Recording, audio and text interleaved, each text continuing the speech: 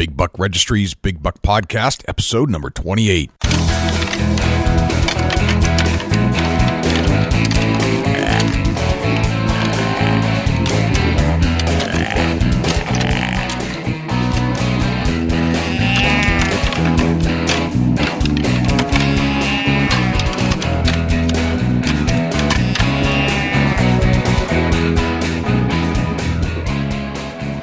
Big Buck Registry is a virtual museum of hunting stories. We preserve a piece of Americana by interviewing and recording hunters about their hunts and experiences from across the country.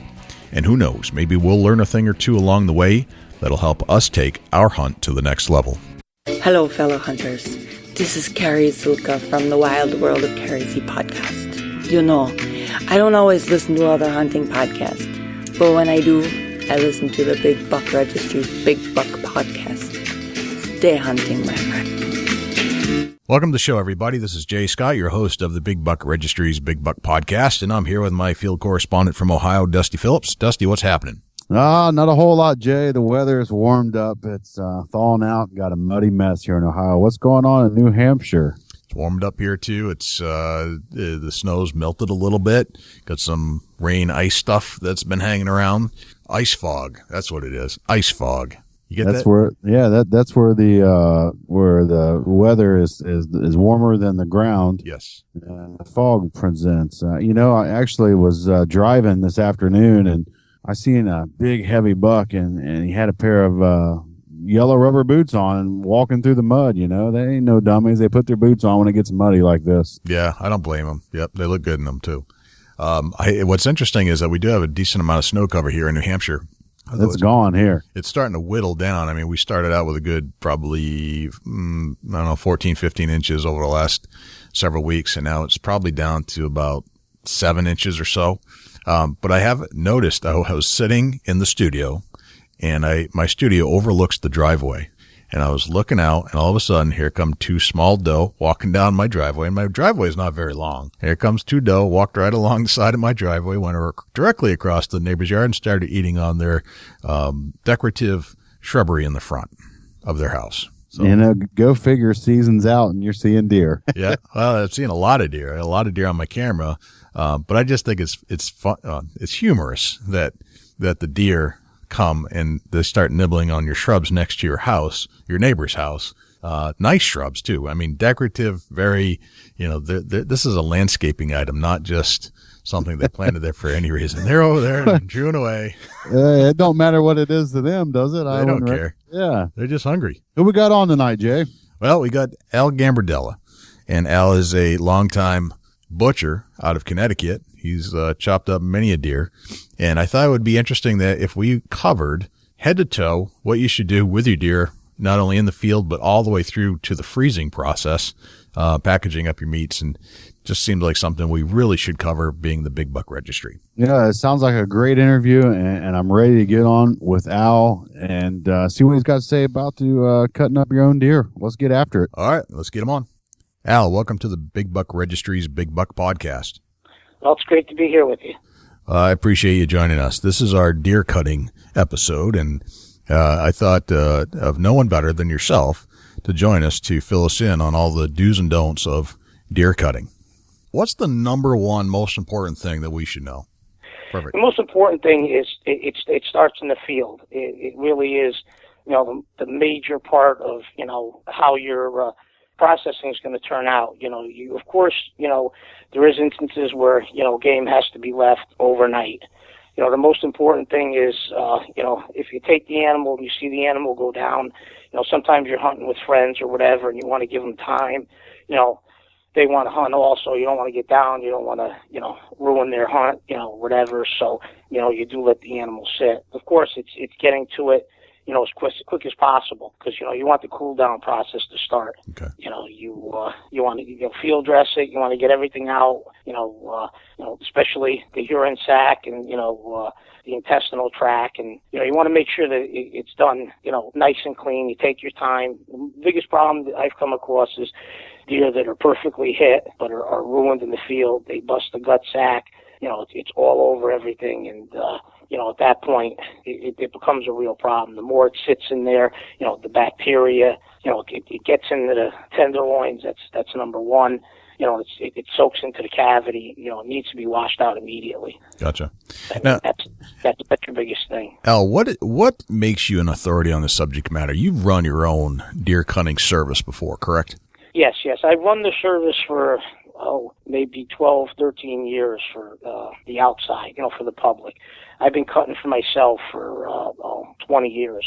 Basically, I started doing it. I was self-taught, and I had a good friend of mine who was in the business who kind of helped me along. The biggest problem, and it really wasn't a problem, but, I was very picky. And, when I went to different processing facilities, I just couldn't find the job that I wanted. I was very picky as far as, cleaning, as far as, getting as much meat as I possibly could get off of it and packaging it, which is, the three most important things is, you want to get that animal to a cooler, first thing. You want to make sure the butcher has a cooler. I've always had a walk-in cooler. I was able to hang the deer for, a week, and then, process it myself, it's also rewarding, but, that's basically how I got into the business of doing it. Other people had seen, how I did it, and, they started asking me, hey, can you cook for me? And that's how kind of we started. But, gotcha. So you basically, there was, you had friends and others that realized that you knew what you were doing. Eventually that led into a deer cutting service that you offered. Al, where are you from? Yeah, I'm from Wallingford, Connecticut. Okay. And how many, I think you had told me that your shop is not up and running right now and that you want to focus more on hunting this past year. When you were up and running, how many deer were you running through your shop? I could cut anywhere from 40 to 50 to well over 100. It was just what I wanted to take in. I mean, to tell you the truth, the word of mouth was incredible. I mean, people telling other people and liking, the end result. But yeah, I usually would run through. I could do anywhere, pick and choose from, 40 to well over 100 if I wanted to go full bore. Okay, so in a typical season, you'd run through 100 deer.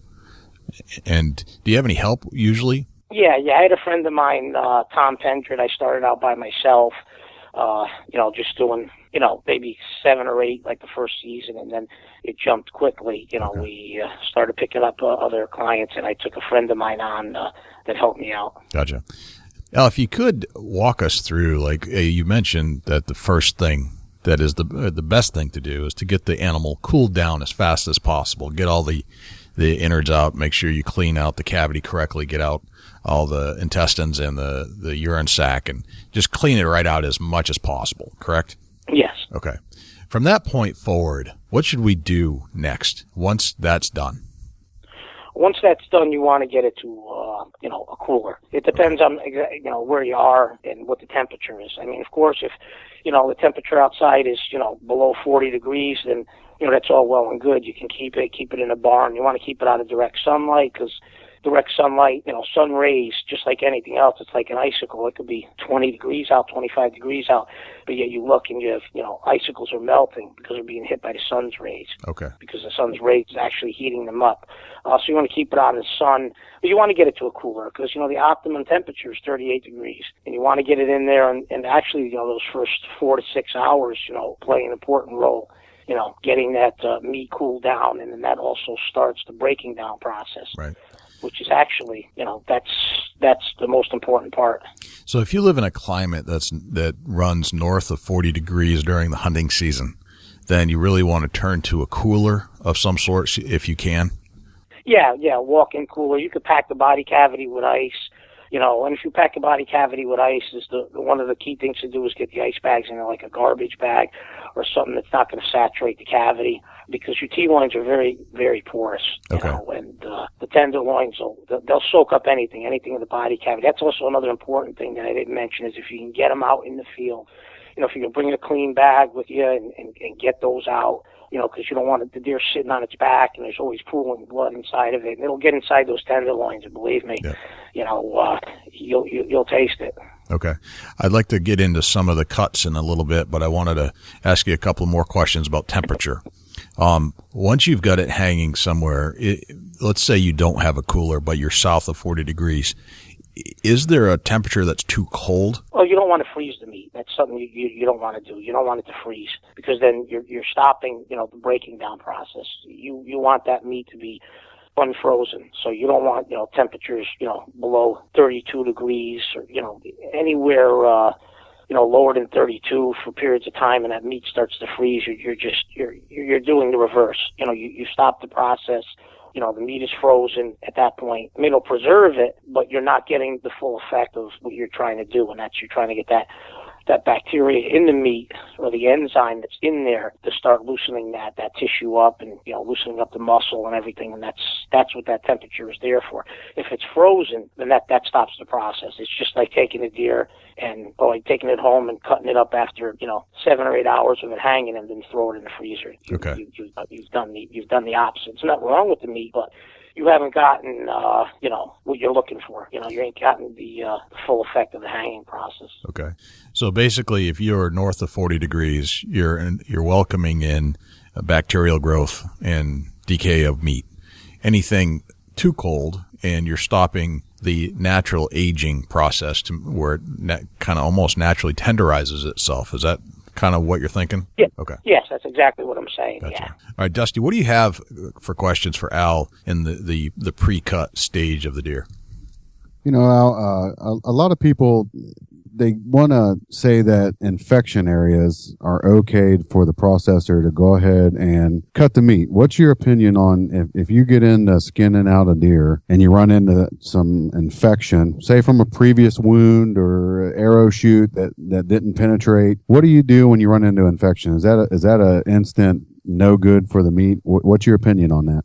Well, it depends. It depends how far it's gotten. Of course, if it's green and it has an odor to it, it's a touchy situation. I mean, you have to cut away from it. Just like when they operate on a person, that infection, you have to stay away from it. You have to cut far enough back so that you're clear of it. A lot of times we do get deer that have had we get deer with arrows lodged in their shoulder, but at that point, usually they're grown over, they've healed up, and you're able to cut around them. But anything, even like, the wounded area itself, you get the blood clot, and also what you'll get is called marbling. It'll trace through. You have to cut all that out far back. You have to go that extra mile just to make sure that you're not even close to that, because you can get sick, and you will, especially from anything that's a marble blood clot. So you do have to cut that out, and you have to be very careful. You want to stay as far away from that infected area as possible. You have to basically inspect it as you're cutting it. Excellent. Another quick question on getting into the first stages of cutting a deer. You've skinned it out. You let it hang. How long are you letting your meat hang? What's a recommended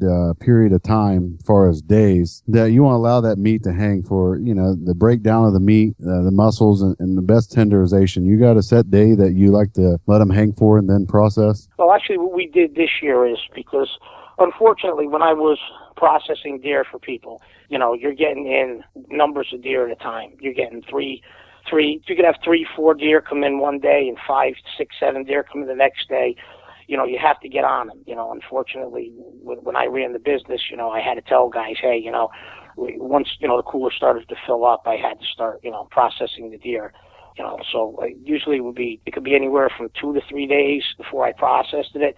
But the optimum was 7 days, and the option was given, if they wanted to do the 7-day period, they would have to pay for a cooler storage. But 7 days. Actually, this year we took a couple of deer and actually did them. One we did after, 48 hours, and the other one we let set a full 7 days. And it was considerably noticeable on the 7-day cut, the condition of the meat, and on the same deer. Remember, the same age class, too. So if you can let it sit for 5 to 7 days, that's great. That's actually perfect. You can even let it go even longer than that. There's guys who let their deer hang 8 to 10 days, but you just got to be careful as far as, when it starts to get into that longer period, that, you're not getting into a point where, the meat now is going in the opposite direction. The optimum time, I would say, would be 7 days. Okay. Under perfect conditions. That's 38 degrees. You know what I mean? Right. Right. Not, Yep. you know. Gotcha. Excellent. Yep. Go ahead, Dustin. What's the most common mistake that's made or left in a deer that's, somebody brings to you that they've, they bring it in, they say, yeah, I've properly field dressed it, and you get in cutting on it. What's something that would be a little pointer that a hunter could take to the woods that, what's something that's commonly left in there that kind of an unnoticeable area? Well, commonly left in there, I'd have to say, a lot of times you get the intestinal tract left in there. Sometimes you get the urine sac that's left in there. Another thing is the biggest problem that I've come across, I might have mentioned it earlier, is they penetrate the gut sac. And, the other thing is when they take the deer out of the woods, they're not careful. A lot of guys, the inside of the deer is filthy. I mean, it's going through mud, there's leaves, it's not sanitary. You don't know what you're dragging through. You got, pulled up water, you're dragging that deer through stagnant water that who knows has what for bacteria. You know what I mean? But the biggest problem is I'd have to say that I've come across, because I've seen so many deer that were just perfectly hit. And what winds up happening is they break that gut sac, or they even break the urine sac. I've seen that a few times, and it's a distinct smell. You know it's been done, especially once it gets inside the cooler, and it's in an enclosed area. That's the biggest thing. I would have to say, just take your time. It's really important to make sure that you take your time and you get everything out without puncturing anything. That's the biggest thing. Yep. That's a good point there, Al, is that just because you made a good shot and just because you did a good job cleaning the deer out, if you're doing a traditional drag and you're not putting the deer on a four-wheeler, you're not putting it in a cart or something like that to keep it out of the mud and leaves, there's a lot of just natural bacteria that's out there in just on the ground. So if you start dragging it through swamps and muds, there's a lot of other bacteria that will quickly be introduced to your meat along the way. Is that accurate? Oh, yeah, and the favorite part, everybody loves to say it, is their tenderloins. And those things are, they're very porous. And, anything that gets into that body cavity soaks right into them. They're like a sponge. Right. That's why anything that gets into that body cavity, it depends on where you're hunting. Some guys, like you said, have four-wheelers. They can pick them up, put them on their four-wheeler. If they can, get that thing to a hose somewhere, and just don't spray it out with a heavy jet stream, because you're doing the opposite. But if you get a nice flow in there of water and clean it all out, and then get your T-loins out. I mean, I have guys that bring me deer that are impeccable. They get them home, they clean them out, and also once they do rinse out their body cavity, they blot it out. They'll take paper towels and they'll blot out the inside, so it dries off nicely. But that's really the key thing. Gotcha. Here's a quick question that I had for you. Is it, and I think this is kind of a debate amongst all hunters, is it important to wear gloves when cleaning out a deer? That's a very good question. You get a gut shot deer, and you got bacteria. You got cuts on your hands or something, and that gets introduced, inside your bloodstream. Who knows what can happen? I couldn't tell you. I'm not a doctor. I don't know, but I do know that, feces and urine and anything like that is not something that you want, right. on you. Right. Just like you would treat, another person if they got hurt, you would take and wear rubber gloves. It's probably a very good idea. And I have to tell you, through all my years of hunting, I've gutted a lot of deer. I've never used gloves, which I probably should have. Okay. Yeah. I prefer not to use gloves. I don't know why. Just something about it. Dusty, how do you clean your deer out in the field? I used to not, and I had a friend of mine who is a taxidermist and got an infection while working on an animal, a deer head, and he got an infection and had to have some of his thumb cut off from this infection. So then after that point, I said, why not? I just throw them I got a bag that I carry my knife and my binoculars and a couple calls and some scent. I just go ahead and throw 2 pair of rubber gloves in there, and I got them with me when I go to the field. So, I kind of recommend it. Not that more or less an infection, but just the fact that if you cut yourself or you have a cut from, let's say you cut yourself at work and that's in that blood, that's naturally going to get in there. And, usually you're within probably an hour and a half of home. You can wash it out. But there's always that chance once that blood dries in that wound that you're going to pick up an infection that the common peroxide or something can't draw out of there. Gotcha. Okay. Al, let's go. go. He does make that. Go ahead. No, go ahead, Al. I was just going to say, he does make, he makes a great point because, like I said, too, is when the paramedics come and they're working on somebody, a human being, that's the first thing they do. So you would think that any, bacteria from, that the animal has in its, bloodstream or, wherever it was hit through, you puncture the liver, it's in the liver, that's not good. So right. It's a great point. So let's go back to the cooler and the hanging. We've successfully shot a deer. We've harvested it. We've cleaned it out in the right way. We've got it back to the shop. We're hanging it in a cooler or a garage out of the sunlight, in 40-degree weather or less, somewhere around 38 is the optimal temperature. Now we've got a deer hanging in our garage and we want to start, it's 7 days later. Let's say it's 7 days later. Is it important to take the hide off of the deer, or can we leave the hide on the deer while it's aging? Yeah, you could basically do it either way. You could take the hide off or you could leave the hide on. I've always left the hide on because it's a thin-skinned animal. Mm-hmm. The body cavity's open, so the air is circulating through the inside and also through the outside, of the animal. And you'll notice, too, when you skin it, if it's left, for 6, 7 days, the cold air will penetrate. I mean, the meat is it's very cold. It's actually really not. It's not tough to process, but your fingers do get cold. I mean, especially if you're wearing just a pair of latex gloves. Right. But yeah, the hide we've always left the hide on. You could take the hide off. Some guys, they'll use what's called like a cheesecloth bag over the top. Okay. If you don't and you just expose it to the air, what's going to happen is your outside is going to dry. Okay. And you'll have to skim that off. Gotcha. Okay. When you're skinning the deer and taking off the hide, 7 days later, and you're ready and you left the hide on to cure. Tell me about the knives that you're using to take the hide off. Do you have is it a long knife, short knife? What are some of the tools of the skilled master here that would make your job easier?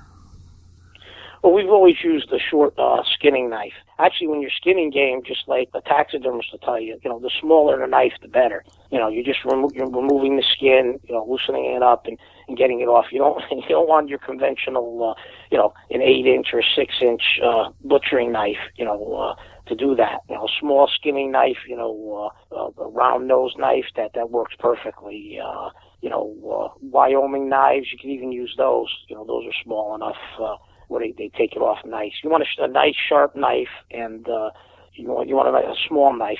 Nothing large, just a small skinning knife. That I couldn't tell you off the top of my. I got a Schrage, I think, Schrage. Yeah. I think maybe like a 2.5-inch skinning knife that I've used for years. It's probably that knife I've used probably since the beginning, since I started. And gotcha. that actually works perfect. The knife that I use, I think the blade is about 3.5 inches, and I go through it much faster than I would if I took out my 6-inch blade. Just the smaller knife just seems to be more efficient for whatever reason.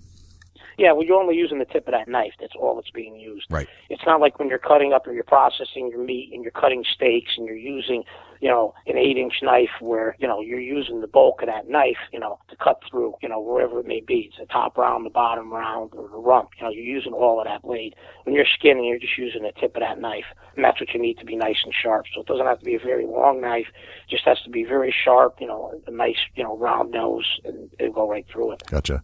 Dusty, what type of utensils do you use when you're cutting out the hide off of a deer? It's kind of crazy, but this is what I do. I take early season, I buy a pack of brand new razor blades. I take a piece of leather, wrap it halfway up the razor blade, and I skin with a leather glove on. And there's no better edge than a laser edge off of a razor blade to keep an edge, and be sharp from the start. So as I go through, if I run into a dull razor blade, I just swap them out. I've got 3 or 4 laying there. Most of the time we skin out 4 or 5 deer at once, and I just go right on with the razor blade. Gotcha. Seems like that would make sense. Al, does that seem like a good, you're doing 4 or 5 deer at a time, have some razor blades around?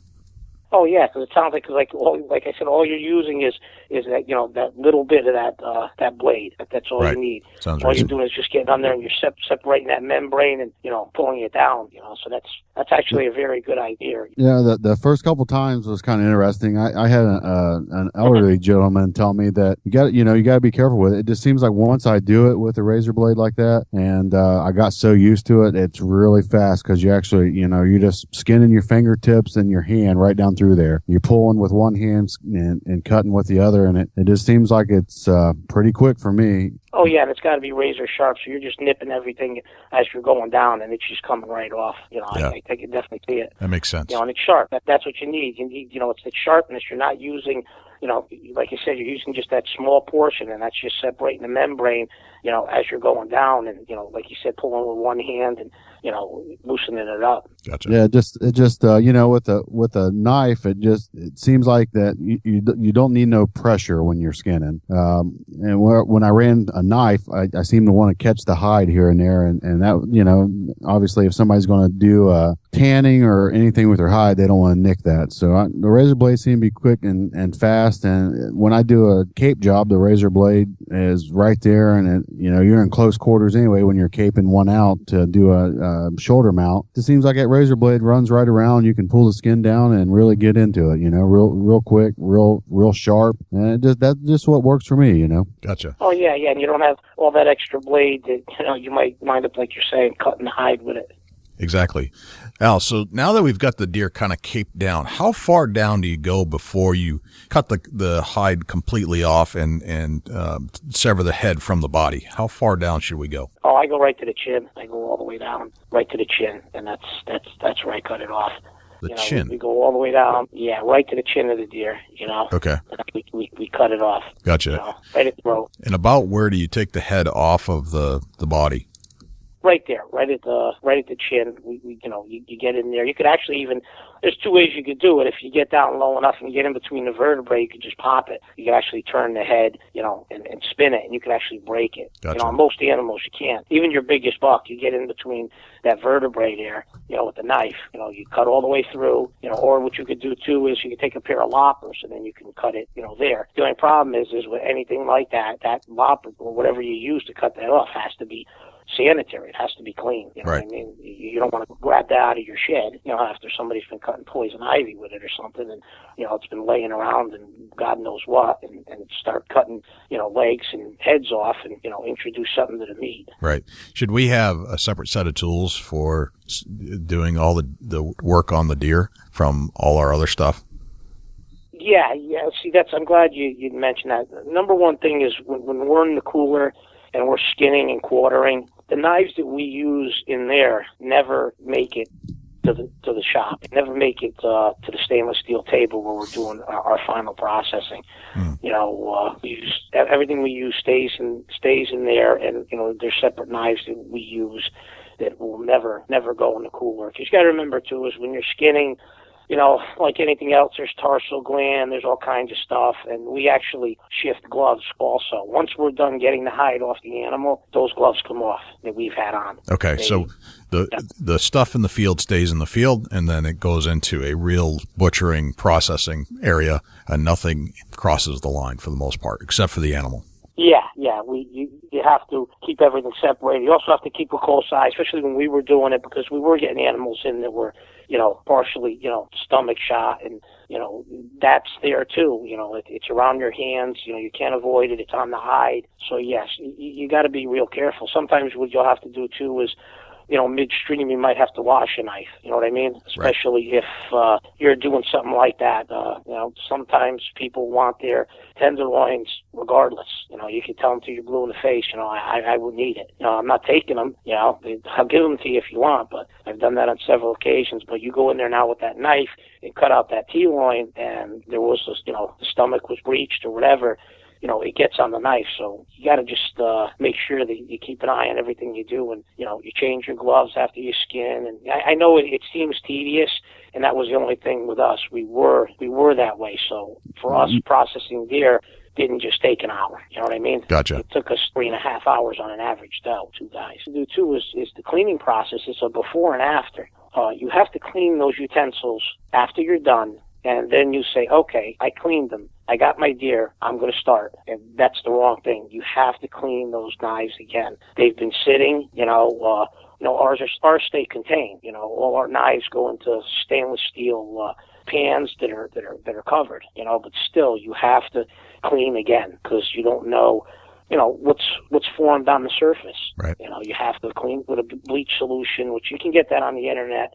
If you look up, it'll show you the amount you need to mix with what amount of water, and that's solid surface, and there's all different, stainless steel surface as far as what you should be using, because also with the bleach solution, you can use too much, so you want to make sure that you're using the right cleaning solution, and you have to clean your equipment before and after. And before, right? So, before you start, after you're done, before you start. And before you start again, right. Yeah, we were really, really particular on cleaning. That was a half an hour we would spend cleaning our stuff when we were done butchering the deer, and then we would clean it again at the starting process, because you want to start out clean, you want to end clean. Right. So okay, so now we're clean. Everything's been hung. It's the right temperature. We're now down to the carcass. Where do you start? Where do you start? You're going to start naturally. You're going to take your T-loins out if they haven't been taken out. Okay. Those are fairly simple to take out. What you want to do is you want to just look at them, and you could see the form of the T-loin. Any fat or anything that's on them, in front of them, you want to take that off. I'm going to be talking to you like, it's your first deer. Yes, please. So you want to remove all that. And then you're going to have that spinal column that separates the two. And what you want to do is run that blade down and along it, all the way down towards the head area of the deer. You're going in that direction, and you'll see where it ends. And then you run it up, and it'll go up into the hind quarter. And if you run your hands on the T-loin, as you're bringing the knife out up, you'll feel where it buttons into the hind quarter, where it tendons out. Okay, so it's like a muscle group. You'll see a break of some sort. Yeah, well, you'll feel that where it thins out, right. And that's where you want to cut it. I mean, yeah, you might have a tiny little half-inch piece or whatever that stays up in there, but that's where it ties in. That's where the muscle group connects. And what you want to do is you cut across that, and then you just start pulling down the tenderloin. And especially if the deer's been hung, it'll start to fall out. You'll notice that. You won't really have to put a lot of pressure, but it'll start to fall out, and you just start nipping behind it, because now you'll see that rib cage behind it. You'll see where it connects, and you just keep nipping until it all the way rolls out, and it'll roll right out for you. Gotcha. And then you take those and you separate them, whether you bring in a pan with you, a dish, or we always separated those. We would put them in a stainless steel pan. Tenderloin and the backstrap are different. The tenderloin's on the inside. Yeah, the backstrap, exactly. The tenderloin is on the inside, those are the loins of the animal. Yeah. And they're on the inside. Those are the smaller version, if you wanted to compare them to your backstrap or your ribeye is what they're conventionally called. Okay. Because they sit on both sides of the outside of the rib cage, and if you actually were to look, say you look down the animal and you cut the hind quarters off, they would look like two sets of eyes. Right. With the spine being the nose, the center. Right. So that's why those are actually called the ribeyes. Gotcha. All right. So we've taken out the tenderloins. Then we go to the ribeye. Now what I do is I start up at the hind quarter, and you'll see where the hind quarter tapers in. And what I do right there too is I kind of loosen up. You'll see what looks like a flank piece that comes across.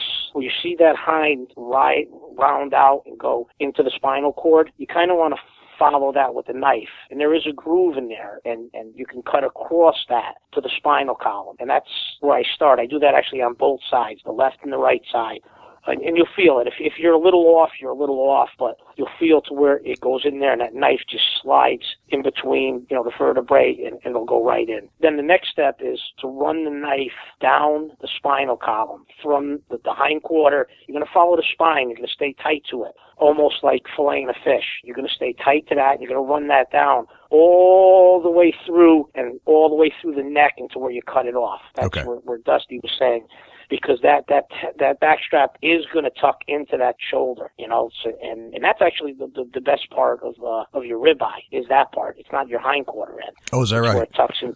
So yes, it's the thinner, it's the tail, as I like to call it. It's the tail end. The tail of the ribeye is reversed. It's not towards the tail; it's towards the front. Yeah, it tucks in behind that shoulder blade. Gotcha. And then, so once you follow that spine on both sides of the spine, what you're going to notice too is, and if you get your hand, there's a membrane on the top of that backstrap. You may have to nip it a little with the knife, but it's very easy to see. There may be a nice fat layer if it's, later in the year, and, especially if it's a big deer, he's going to have a big fat layer on there. What you want to kind of do is tuck your hand in between the fat layer and the top of that backstrap. And then what I do is I'll run my hand all the way down into the shoulder blade, and it'll separate that membrane from your backstrap. And the tougher part of that membrane is going to be up towards the hind quarter, because you may have a real good layer of fat. You might not be able to even get your hand in there. It might be too tough to break it. Commonly I can break it. I'll stick my hands in between it and rotate upward towards the hind quarter and break. If you can't, you can just nip away at that membrane until you clear the ribeye. You'll see where it ends on the opposite side, of the spine. Then what I do is I go in the top there and I loosen it from the top down, and I follow the rib cage back towards the outside of the deer and down towards its belly side and loosen it up, and it'll start to fall out, especially on an aged deer. You'll start to notice it come out. All you're doing is following that contour. You're following the contour of the bone, and then, with the bone, and the meat where it meets. You're following that, and you'll notice it. You might be a little high, your first time or whatever, and then you dig a little deeper, and then it'll start to fall out. And then, like Dusty had said, when you get down towards the shoulder, you want to keep going. And actually, what I'll do is I'll actually have that ribeye now in your hand. It's long. You've gotten it. What you can do is pull downward towards the neck region, and it should pull all the way out, especially if the deer is aged. If not, you might have to go in there and nip it a little. But if you've done it right, you'll notice that you have the tail end of that backstrap, and it's very thin when it comes out. You don't want to cut it. If you cut it off prematurely, then you're going to see it's thick. It tapers. It makes that taper. Okay. So you want that thin end, and then you're going to repeat that on the opposite side. Okay. I think that's a pretty common problem that somebody doing their own cutting, maybe it's your first time, and you get down on that backstrap or ribeye, either way you call it, you get down that shoulder blade, it's a common mistake to cut that off right there, because you don't realize that that's not the end of it. Actually you're cutting off the best part of the whole ribeye is down by the shoulder blade where it thins out. Is that correct, Al? Yeah, that is common. I mean, so you want to pull that and just keep pulling, and actually you can pull it out. You can pull it out of there. If you separated the membrane with your hand, like I said, in the beginning, you can pull that right out. Pushing downward, keeping downward pressure on it, you can yank that thing right out. There might be times where you might not, and you just get deep in there, because what you're doing is it's no harm. There's no foul. What are you going to do if you cut too much? So you're into some neck meat. I'd rather lose the neck meat than lose the that part of the right. The backstrap. Gotcha. All right. So we're through the backstrap. Where do you go next? Okay, your backstraps are done. You've repeated the same, on both sides, left and right side of the animal. Then we take the shoulder blade off. And what we'll do here in taking the shoulder blade off is we don't just take the pure blade. We take a wide sweep. We sweep deep into the rib cage, which is all your flank, and you want to sweep through that and come down, and you'll notice that you'll hit the blade of the shoulder. You want to stay tight. You just stay in tight to your rib cage, and you keep going and working that until you get to your neck. Now it's optional. You can sweep right to your neck, and you can follow it right to the neck bone, and you can take the neck meat off too with it. Or you can cut, and then this is a tough part because it's not really very distinct, but you'll see the overlap from the neck to the shoulder. And if you break that, then you can separate the shoulder with the flank on it from the neck if you wanted to save the neck for something else. Gotcha. But that's where your typical wound hit is too. And it takes time, but once you start to realize, how to do it and what you're doing, is if that thing's been shot behind the shoulder, you want to start, of course, closer to the blade, and you want to stay ahead of the clotting and ahead of any marbling. And it's kind of easy to do while it's hanging and throwing that on top of the table, and spreading it on the table. You could actually stay ahead of the wound. You just have to start closer to the shoulder blade. I won't get into any other type of hit where, you get bone fragments and stuff like that, then, you're in for a chore. You're right. gonna have to separate it piece by piece as you're going along. The best thing to do is save that piece for last on your for your final process. Gotcha. All right. So we've taken off the shoulder blades on both sides. What do you do with the shoulder blade? You take it off and put it on the table for processing? Yeah, we'll take it off and we'll put it, in a cooler, to transport back inside, and then it'll go to the table. Once that's done, especially if it's your first time doing it and you're not tight to anything, go around the cavity. Go around what's left of the, the rib cage. Go around and look. You'll have flank that's there. That you maybe you're not caught. You have pieces of the neck that maybe you left on. You can nitpick. And generally sometimes we will do that. You know what I mean? There'll be pieces here and there, especially if the animal was shot a certain way and we really had to go around marbling and we had to go around the blood clot and everything. We'll find pieces that are good. We'll take the extra effort to nitpick some stuff because we know that this guy's going to lose some meat. So that's what you want to do. You want to go over that, make sure that's done. Then the next thing to do is right where that hind quarter connects to that spinal cord, where you took your backstraps out, is right there. You'll see that void. And that's what you want to do is you probably have to take a pair of loppers. You can't break it. You cut in between, your vertebrae, your rib cage up there, and then you could snap it. You gentle pressure, pushing it upward. Depends on the size of the animal too. I'm talking basically on, your average size doe. You get a bigger buck, you'll have to probably cut through it, bone saw through it. Or if you have a clean pair of loppers that you bought from day one, that's all you use for it. Yeah, you'll lop that, and then you can just, put that in your trash can or your plastic bag. Okay. All right. So we're basically left with neck meat still, and we've got the hindquarters. So do you do anything with the neck meat? Yeah. We strip the neck, or sometimes I get a lot of guys that want the neck whole. They use it for roasts, and there's also a lot of good crock pot recipes for it. That's the best that I've heard. Typically what we'll do is we'll bone it out. We'll bone out the neck, and we'll use it for burger. Okay. That's typically what it's used for. We'll grind it. It is painstaking. There's a lot of fat, sinew, membrane in the neck region. So you can go through it, clean it up, and you can grind it. You clean it as best as you possibly can, and then you grind it, into ground meat. Mm-hmm. Some guys like to keep it, and they even use it in a crock pot. I've had people who said, "Oh no, just bone it out and leave it to the side," and they claim if they crock pot it and let it sit long enough that it'll separate itself. If you're going to clean up the meat on the neck, how much detail should I do it, getting rid of all the connective tissues and the membranes and all that stuff? You want to be in great detail, when you're doing it, because you don't want any of that left. I mean, it's stringy. It's a very tough region. Just because of the tissue and the membrane. You want to get as much of that as you can off. Okay. Really, if you're using it to grind, you want it as clean as possible. You don't get a ton of meat off of it, but it's worth a little extra effort. Okay. So basically, what's left now are the hindquarters, correct? Yeah, the hindquarters. There's a few different ways. Sometimes guys will saw through it. They'll saw through the pelvic bone all the way down, and then they'll take the bone off on the table. You can do that. You can saw through that, separate it, then bring it to your table and deal with it there. I don't like to deal with that on the table, only because that area, if somebody's broken urine bag, if pellets have been on it, droppings, I don't like to have that in there. So I actually remove the hindquarters. I bone it out from the pelvic bone right off the hanger. And that's a little bit of an art, and it takes some process. It's a process.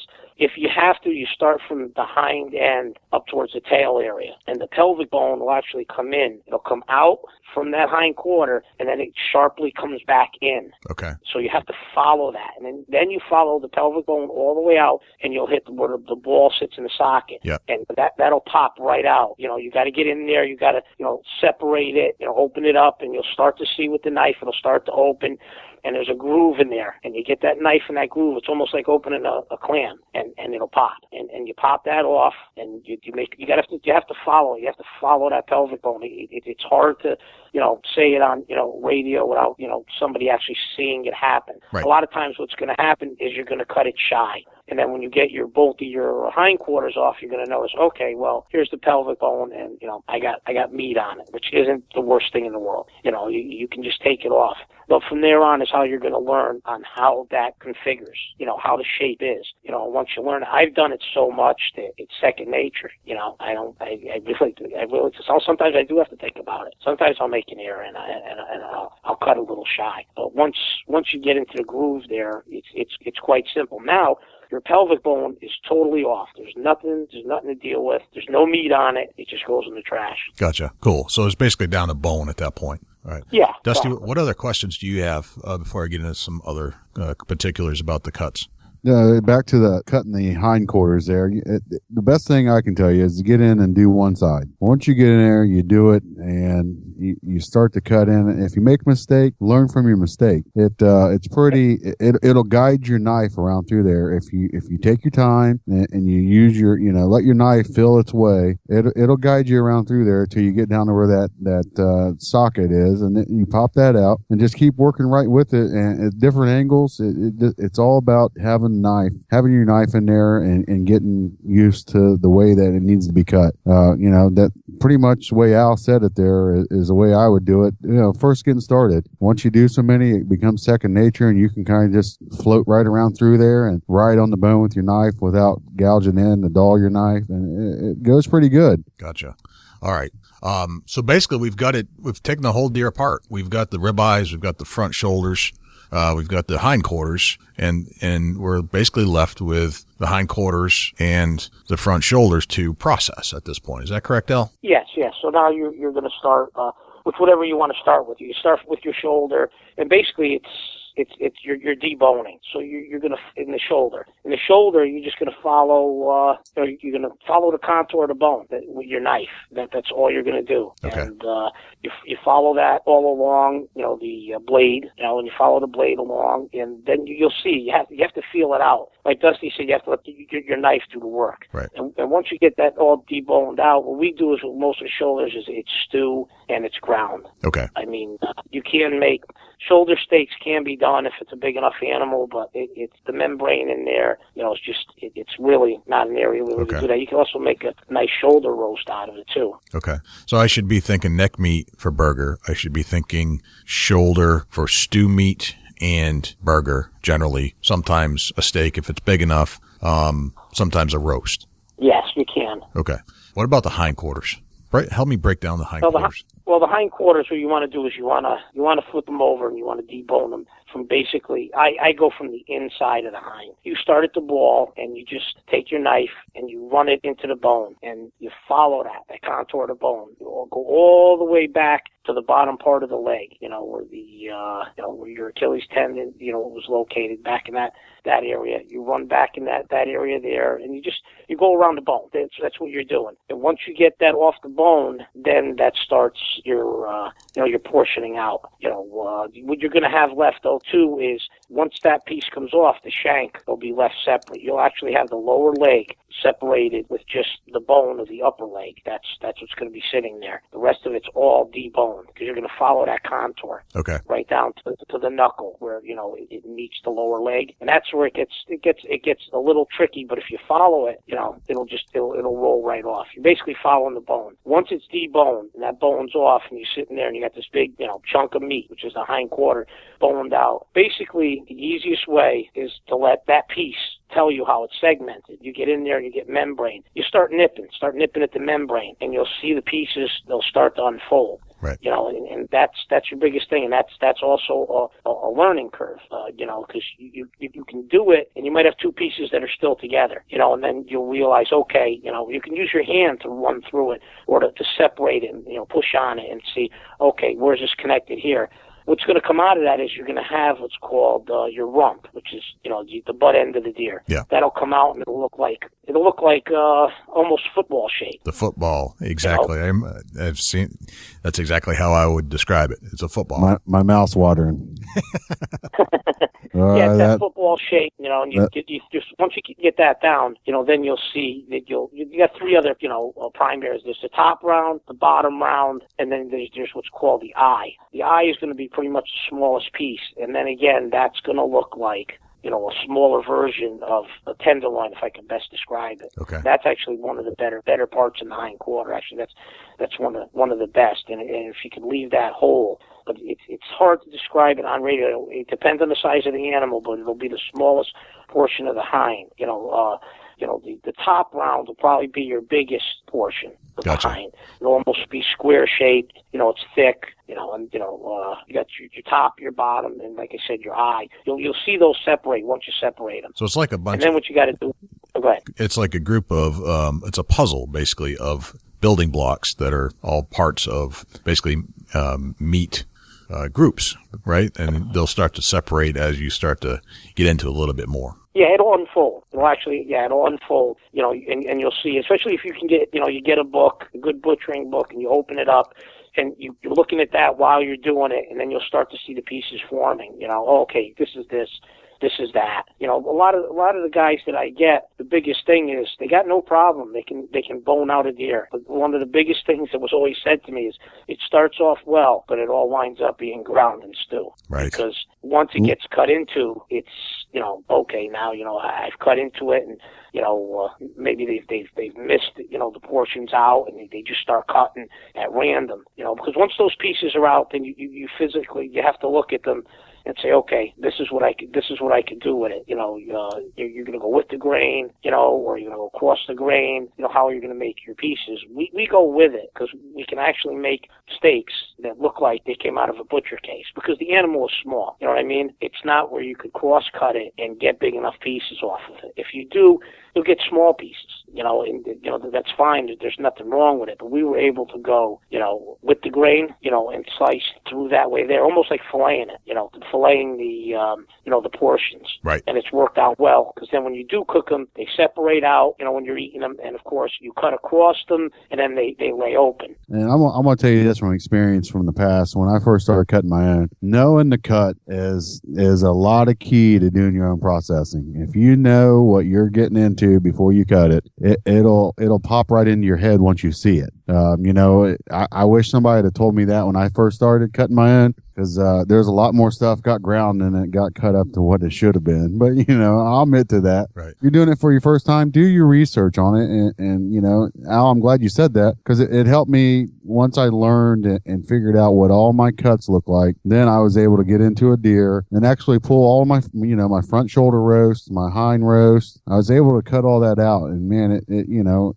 as a hunter, it makes you feel a whole lot better when you know what you're getting into. You know that you're doing the right cuts. You can visually see them. And when you put them in the freezer, you can mark them exactly what they are because you know. Right. It's definitely a learning curve associated with this, right? Oh, yeah. Yes. And you got, like you said, the first thing is, read up what you can, get a book, visualize with it. Because we all learn by watching, we learn by doing, it's the hands-on. When you can take your animal from the field and put it on the table and say, hey, I did this, and this. It's rewarding. That's the fun. That's the part of hunting. It's not, okay, well, I went out and shot the deer now, I'm done. Everybody doesn't have the luxury to do it. They don't have, a place to do it. And that's all well and good. But if you could, it does. It's the best thing. It's like when you go hunting and we have spots where my buddy would say, oh, no, man, what are you going to do if you get a deer here? Look at it. It's all downhill. And I would tell him, I'll worry about that when I get my deer. I'm just happy. If I got my deer, that's the best part. I got it. It's down. I'll deal with the rest. It'll come out of here no matter what I got to do. But that's kind of the butchering is part of it, kind of part of it, the same thing. Now let's get into a little bit of the wrapping. Let's walk through the process that we're going to go to the freezer after we wrap. What's the proper method and proper materials to put your meat in the freezer with? Well, there's a couple different ways you could do it. You could wrap it in paper, and you could also, what we use is a cellophane wrap, but we triple wrap. What we do is we portion everything out too. That's what you want to do.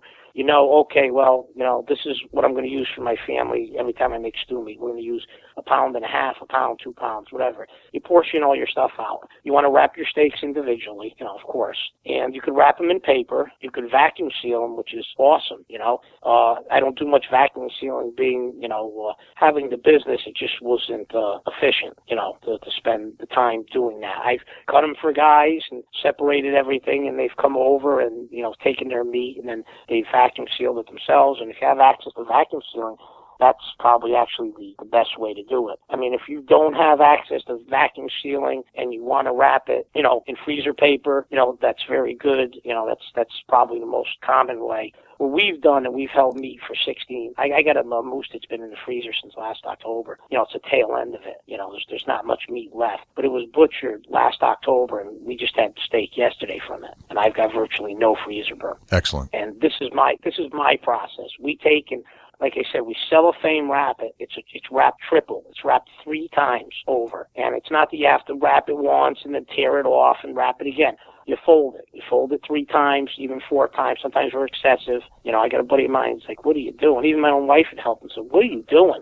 And I'm like, well, that's how I want it. That's been the proven method that I've used, and just like anything else, it's been proven in the end. I've taken it out after 18 months, and it's still good. 16 months, 14 months. You know what I mean? So right. We triple wrap it, and we'll put it into a Ziploc bag, a Ziploc freezer bag, and we lay the steaks down flat, and sometimes you can get 4 to 5 steaks, depending on the size on that. We zip it, and we also push all the air out while we're doing it, and we get it nice and flat. And then we also mark the date and what's in the bag. And we do that with everything. We do that with, our stew meat, our ground meat, we'll wrap it into 1 pound, portions, cellophane wrap it, flatten it out, and put it into bags. So that was another thing that really a lot of guys like, because when they brought it home, it's stacked in their freezer. Right. It all stacks nicely. You know what I mean? Sure, if it's a roast or something like that, yeah, it's going to be, a little bulkier, and then it's put on top. Also, what you could do, too, is what I do, and this is just getting a little more,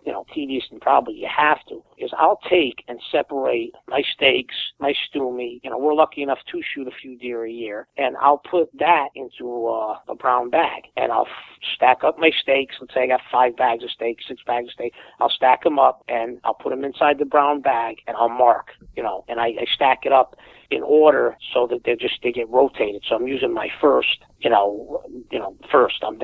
first deer I shoot is the one on top. My last deer is, on the bottom. So it's rotated out. And the bags are marked, and I fold those over, and I put them in my deep freeze so that they're even more protected, But typically what we do is we do the triple wrap, and we portion everything out, and it's Ziploc bagged, and it's dated, and marked, and that's basically how our wrapping process. Gotcha. Seems like that would keep for a long period of time, and when you get it out, and it's good and fresh, and no freezer burn. That's the whole key to storing meat, to keep that freezer burn from getting to it. Yeah, and that's why we've done it that way, and we've played with it through the years, and we found that was the most cost efficient and the best way to keep it, as far as for a long period of time. Because typically, it depends on how fast you do eat, the meat, the venison. But typically, I like to have it so I can get it a full year without a problem. Gotcha. Al, I had a quick question for you. I see all kinds of formulas for this, but let's say I've got a 150 mature whitetail, 150 pound mature whitetail. How many pounds of meat should I get out of that deer? Well, that's a great question you brought up, because I hear this all the time. And I've never had a problem, but I did in a couple of instances. It's a third of the field dress weight, take or minus 5 pounds. It depends where the hit is. I've done this on my own deer several times. Okay. And I've always come within that third. On that, you're probably going to, you're looking at, 50 pounds of meat, maybe, and that's field dress weight. You're talking hanging weight, right? Yeah, hanging weight. So you've taken out the guts. It's what you weighed it in at. It's hanging. Yeah, you weighed it in. Yeah, with a hide on. Its head, hide. Yeah. 150 pound. Yeah, mature whitetail hanging in your cooler. I should expect 50 pounds of meat. You should expect 50 plus or minus, 5 to maybe even 7 pounds. Here's the biggest thing, and this is what I told people time and time again. If you want I could give you more meat if you want garbage. I don't want garbage. The fat, the membrane, ligament, sinew, whatever you want to call it, that's what kills you. What do you do with deer hair? Well, you know what? It's that skinning process. That's where it's at. If you skin correctly and you take your time, you'll wind up with, you won't wind up with that amount of hair. What we do is we'll use the blades of the knife. If we got it on the table, let's say there's a few hairs on it, we never really had problem with a lot of hair. If you're skinning the deer and you're cross-cutting through the hide, yep. You want to go in the direction of the hairs when you're skinning, especially up the insides of the legs to where the Achilles tendon is, and then you're carving around that yep. and pulling down. That's where you want to be careful. You want to slice. You want to take that nice slide up and then around the leg. You want to be that skinniest portion of the leg where you are. You know what I mean? Yeah. Because that's when you start taking hair off. And then you want to flat that over. You want to keep, a hand on the hide. And as you're knocking it back, you're pulling back. You're pulling away from the meat. You're flipping that hide back. And once you're in that process, as long as you don't poke the hide, it'll roll off nice. That was another thing that I should have mentioned too, is sometimes when guys are field dressing deer, they'll go a little crazy and we'll get a ton of hair. We'll get hair on, just on the, insides of the hindquarters and stuff like that. But no, generally what I'll do is I'll scrape it with my knife. I'll run my knife off it. Let's say it's on the top round. Yeah. I just run my blade right over it, and then I slide the blade actually through my fingers, which you got to be careful. But, Right. Okay. It'll take a nice clean. Then, like again, it's a clean towel or rag that you use every time that you clean in the bleach solution, and you can take that and you can wipe it off your blade. Gotcha. Paper towel. So different techniques. Gotcha. Yeah, I've heard of the torch thing, but okay. We burn in Ohio, Jay. Okay. We do it with that. We seem to find that the whole key is a little propane torch is not hot enough, but the butane seems to burn a little hotter. Mm-hmm. And actually, when you hit that hair with that butane torch, it'll jump up as it singes. It jumps. It literally pops off the skin. Right. Yeah. And the reason I asked the question in the first place is because you get handed down all these traditions. I don't know. I'm just being taught what I'm being taught. So I just never really know where it came from. Gotcha. Al, if you could share just a couple of, before we let you go, just share a couple of horror stories with us. You had, in our previous conversation, you had shared a couple of kind of gory messes that came in, and tell us about what happened and maybe some quick do's and don'ts. Yeah, what we had here, what had happened in Connecticut was it was a deer that had a virus. The deer was sick. I can't tell you because I don't remember exactly what it was. And it was the nicest guy in the world that shot the animal. And they brought it in. They shot two same day. They were here within 12 hours. It was more than well cold enough out. They were hung in a garage for maybe 8 to 10 hours. The weather was cold enough. It was like in the mid-30s. Both deer were brought at the same time. I noticed an odor from one of the deer. So we took that deer, brought it into the cooler, and I again asked the gentleman questions, and he told me, and he actually is a friend of mine, through the years of processing, and I told him, I says, yeah, I smell it. He says, yeah, I smell it too. So we proceeded to open it up. It looked fine on the outside, it really did. We didn't know where it was coming from or what it was. So I smelled it at the with the hindquarters where he had, field dressed it, and he had actually sawed through the pelvic bone, and he took some of the hide off the inside of the hindquarter. Yeah. Well, I took my knife and I cut into it, and it cleared everybody out of the cooler. Wow. That's how bad. And I have a strong stomach, and I began to dry heave. So we made a phone call, because we didn't understand what was happening. The DEP informed us of what they believed it was, and that they would come and pick up the animal. And at that point, we put it in 3 mil bags, and it looked like a body when it left here. Right. Gotcha. Taped it all up. Right. Because we didn't know what it was. We didn't know what we just walked into. I had knives that had touched it. It was in the cooler, but thank God there was no other deer there. The DEP informed me that there was nothing to worry about. It's just they wanted to investigate it more, and they replaced the tag of the animal. But that was, no ill effect on, the hunter. Gotcha. Any parting thoughts, Al, before we let you go? No, the only thing I could say, and I know that you had mentioned that another time that I talked to you about guys bringing what to look for if they're looking for a butcher, as far as bringing their animal. One of the biggest things is, to make sure that they do have a walk-in cooler, because it could be around here, it was just last week we had days in the teens, and today it's 61 degrees. Right. So, you can go from, it could be 20 degrees out, and then the next day it's 50. So, you might say, okay, well, but it is cold enough. You want to make sure, you don't want to be dropping your deer off to somebody who says, oh, well, I'm at work, just, put it by my picnic table. Right. It's all well to use a home butcher, because that's basically what I am. But, you want to make sure they have a walk-in cooler. And if you can, you want to go down there. When you bring your deer, go down there, poke around, say, I just have, some questions. Take a look at the facility. Ask them, questions, how do you wrap it? Sometimes you'll get a bulk bag. They'll put 5 pounds of stew. I've had it happen when, through my first couple of years, and that gets frozen, and now what? Now you got to thaw that out and then refreeze it. With a fresh meat, you can get away with it once, but after that, you really don't want to, be playing around. You don't want to do that if you don't have to. So they got to go in. They got to ask questions. Make sure he has a cooler. If that animal is going to go. This is a big, very important thing, because butchers get blamed for a lot of mistakes made on capes. Fortunately I know how to cape, and I'm really nervous when I do cape, so I spend a lot of extra attention. I don't like to do it, because I know that it can be done much quicker. Is to get in touch with your taxidermist, get in touch with him, bring it to your taxidermist. That's part of his job. That's part of what he does. Have him cape that deer. If you're going to a butcher for the first time or talk to him, make sure he knows how to cape it.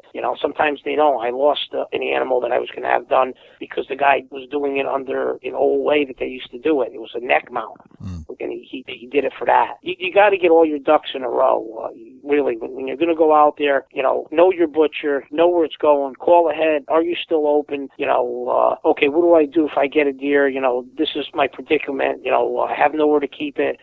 Get all your ducks in a row and have a backup. If that guy, for some reason, something happens, have a backup.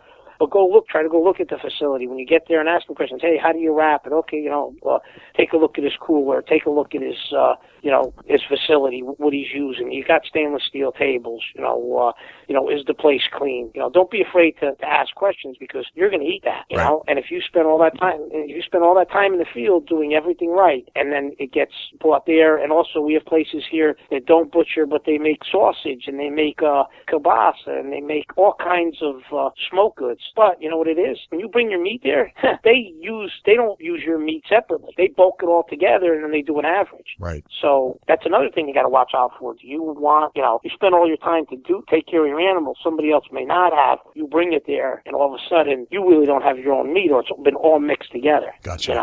So good tips. The most important thing is, if you can take the time, and this is a pet peeve of mine, because I see this and it really upsets me. It really upsets me. If you've got the time to go out and hunt, then you better have the time to make sure that animal is taken care of. It's not, I shoot the animal, oh, well, I got a deer, and after that, you throw it in your garage, and it's rotted 5 days later, because I've gotten calls. I've gotten a call from a person that said, hey, what should I do now? I had this deer hanging for 5 days. I'm like, it's been 70 degrees for the last 2. And they'll say, well, this is an actual phone call that I got. The guy said to me, hey, do you think it's still good? It's green and it smells. And I said, would you go into Stop and Shop, and would you take a piece out of that meat counter that was green and stunk, and would you go home and eat it? And all he said to me was, I understand. And it made me so bad that he's not a bad person. That has nothing to do with it. It has nothing to do with it. But you just ruined.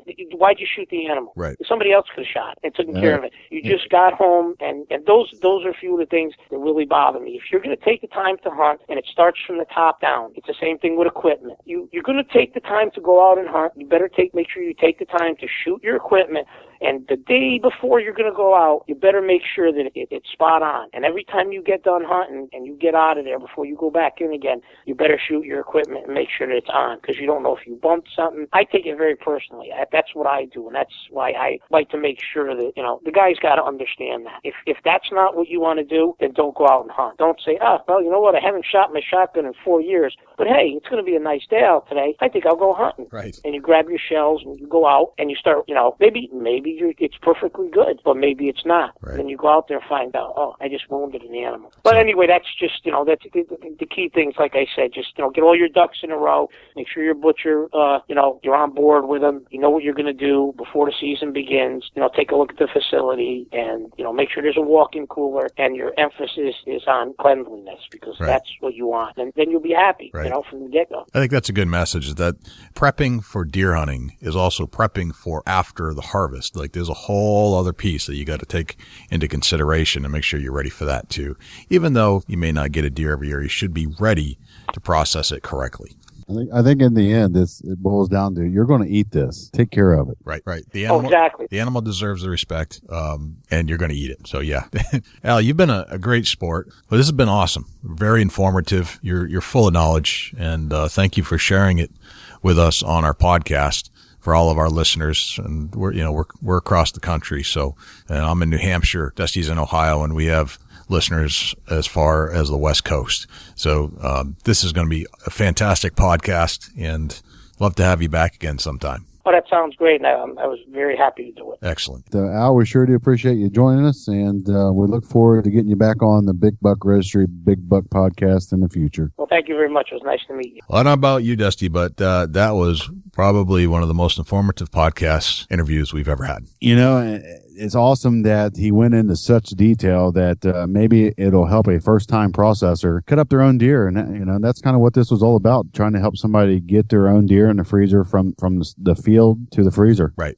And it's there's definitely a learning curve involved in this. And I've, I didn't know anything in the beginning, but now I help other hunters who are less knowledgeable about it.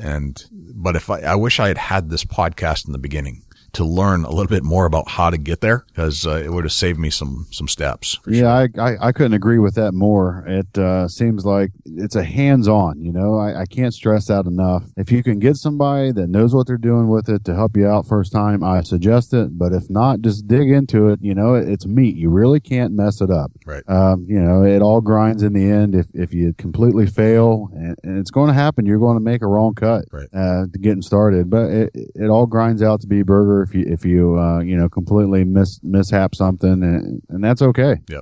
And hopefully this show helps you out if you've never done it before. If you've done it just a couple times and you want to just see if you're doing it right, hopefully this helps you out, this podcast. And I guess one of the biggest recommendations I would have is go find somebody that knows what they're doing and have them help you and watch and learn and actually help the process, because you'll be able to do it the next time.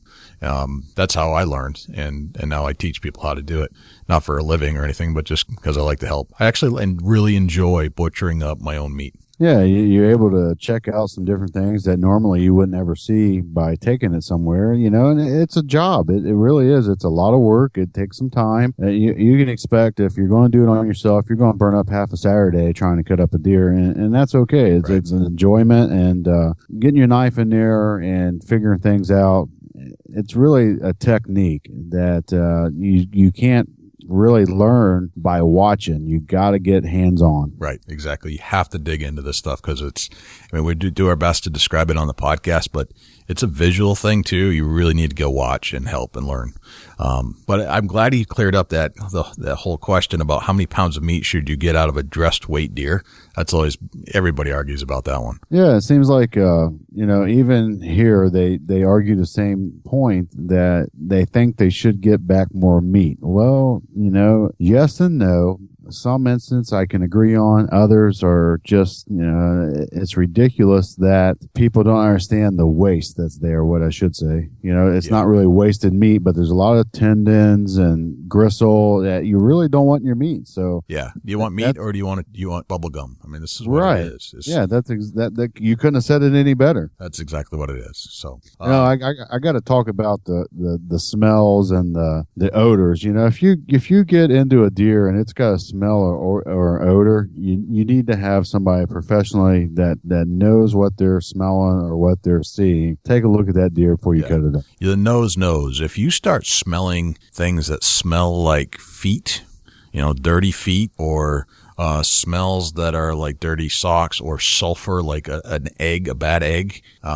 Don't. There's a problem there. There's a problem. The nose knows. The bacteria that grow on meat, the stuff that can really hurt you, have odors. You will smell these things. So if your meat is tainted, odor will tell the tale. So give it a good whiff. If it just smells like the meat you get out a fresh cut of meat that you get in your grocery store or whatever, that's the way you want it to smell. It seems that a good location for an odor to start is in the hind legs, in between the hind rear legs. It seems like where the odor normally comes from in the esophagus area if you don't cut them all the way up the neck and pull the esophagus out. Right. One of them two areas is usually the starting point of an odor. Yep. The esophagus has a tremendous amount of bacteria in it. So if it's warm enough temperatures, that bacteria will be released into the neck meats and things like that. That's where that's one source of expansion of bacteria. And the other one is in the hindquarters, of course, where the stomach guts were. So both of those spots are absolutely right, Dusty. That's going to be your source of origin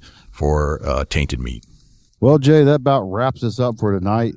We look forward to getting the next podcast under our belt here soon this upcoming week. And that should sum us up here tonight. I think so. So tell everybody how they can reach out to you, Dusty. Facebook.com/Chubby Tines Outdoors. Very cool. And the Big Buck Registry, our website is bigbuckregistry.com, facebook.com/Big Buck Registry for Facebook. Twitter is Big Buck Registry. You can give us a call and give us some feedback about this show. If there's a topic you would like us to cover, give us a shout on our Big Buck hotline, 724-613-2825. And if you're listening to this podcast on an iTunes device or an Apple device or Stitcher or Blueberry or Libsyn, tell your friends about it if they're hunters, and get them into listening to the podcast. I know I found that genre, and it's quite interesting, and there's all kinds of things you can listen to. And there are a few good hunting podcasts out there between the Big Buck Registry, Carrie Z, or the Moultrie Products. Those are all good podcasts to listen to. So I'm Jay Scott. And I'm Dusty Phillips. This is the Big Buck Registry's Big Buck Podcast. We'll see you next week. Can't wait.